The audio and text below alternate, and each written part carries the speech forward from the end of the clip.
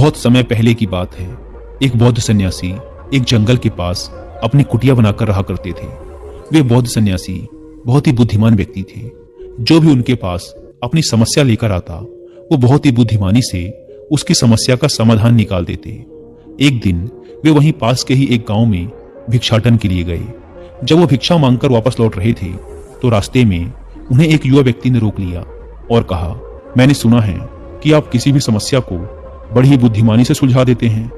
हालांकि मुझे तो जरा भी विश्वास नहीं कि आप मेरी इस जटिल समस्या को सुलझा पाएंगे, लेकिन मैंने लोगों से आपकी बुद्धिमानी के बहुत से किस्से सुन रखे हैं। इसीलिए मैं आपसे एक बात जानना चाहता हूं कि हमें किसी भी काम में असफलता की घबराहट क्यों होती है और हम अपने किसी भी लक्ष्य को असफलता की घबराहट के बिना कैसे प्राप्त कर सकते हैं। युवा व्यक्ति का यह प्रश्न सुन बौद्ध सन्यासी मुस्कुराए और बोले, मैं तुम्हारे इस प्रश्न का उत्तर जरूर दूंगा और उसके बाद से तुम्हारी सारी घबराहट भी खत्म हो जाएगी, लेकिन उससे पहले तुम्हें मेरे साथ मेरी कुटिया तक चलना होगा। वह युवा लड़का उस सन्यासी की बुद्धिमत्ता को परखना चाहता था, इसीलिए वह कुटिया तक जाने के लिए तैयार हो गया। इसके बाद वह बौद्ध सन्यासी उस लड़के को अपनी जंगल के पास बनी कुटिया में ले आए, लेकिन तब तक शाम हो चुकी थी, इसीलिए वो भोजन करके सो गए। अगले दिन जब वो उठे तो बौद्ध सन्यासी ने उस लड़के से कहा, चलो आज मैं तुम्हें जंगल की सैर करा के लाता हूं। और वो दोनों जंगल की तरफ निकल पड़े। कुछ देर बाद बौद्ध सन्यासी ने उस लड़के को एक गुफा दिखाई और कहा, चलो मैं तुम्हें उस गुफा की सैर कराता हूं। लड़के ने कहा, हाँ चलिए, मेरी भी जंगल की गुफा देखने की काफी दिनों से इच्छा थी।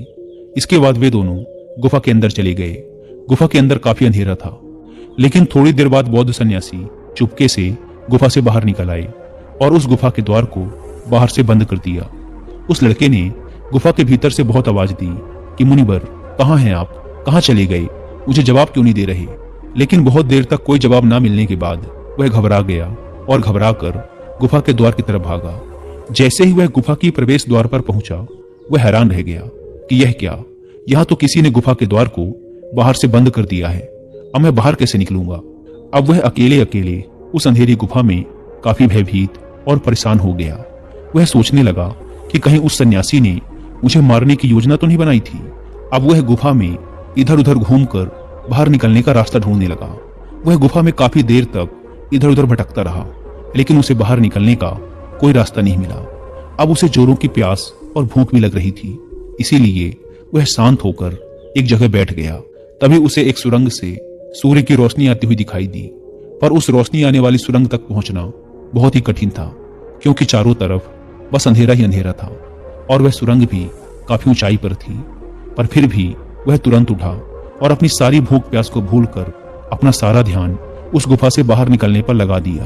काफी मेहनत और प्रयास करने के बाद वह उस सूर्य की रोशनी आने वाली सुरंग तक पहुंच गया और कुछ दूर तक उस सुरंग में ही ऊपर चढ़ता गया।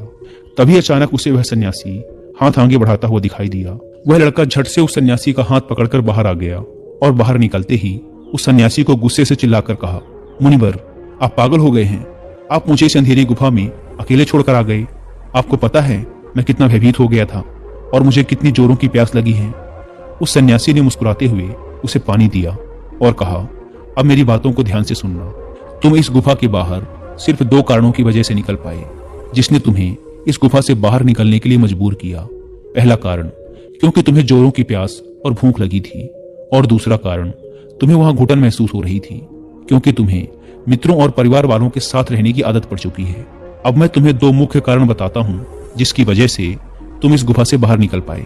पहला कारण, क्योंकि तुम्हारे साथ वहां यह कहने के लिए लोग नहीं थे कि इतने अंधेरे में इतनी ऊंचाई पर तुम उस सुरंग तक कैसे पहुंच पाओगे, ये तो असंभव है।